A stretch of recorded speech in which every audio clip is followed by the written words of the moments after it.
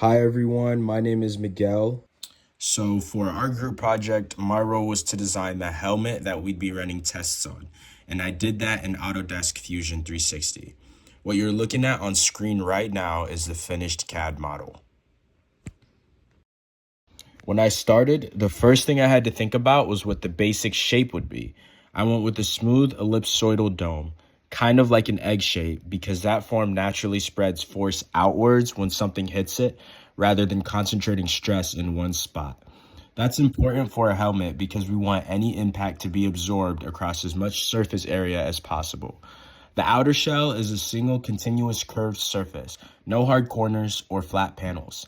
That compound curvature is what gives it structural strength without needing to be thick everywhere. I also built in ventilation channels. Even in a test scenario, vent geometry matters because these openings create opportunities for weak points. So I had to think about where to place them so they don't compromise the structural integrity of the shell. So here I will talk about decisions I made while designing, such as the shape and geometry, the strength versus weight, and the inspiration versus the real-world design.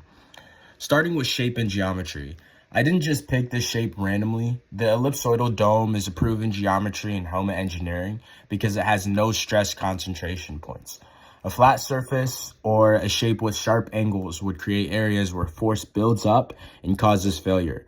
The curved form lets force travel around the helmet rather than through it.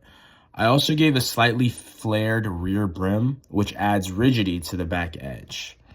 Second, strength versus weight. One of the main trade-offs in any protective gear is how do you make it strong without making it heavy? So my approach was thin shell design. Instead of adding more material, I used the geometry itself to provide strength. The rib structures and vent channels act like internal bracing.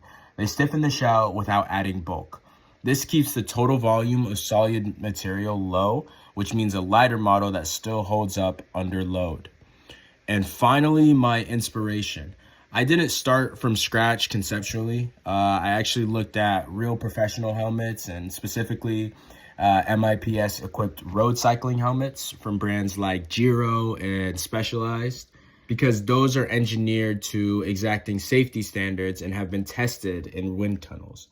I borrowed the vent placement logic and the smooth outer shell profile from those designs and adapted that to our model's scale and testing requirements.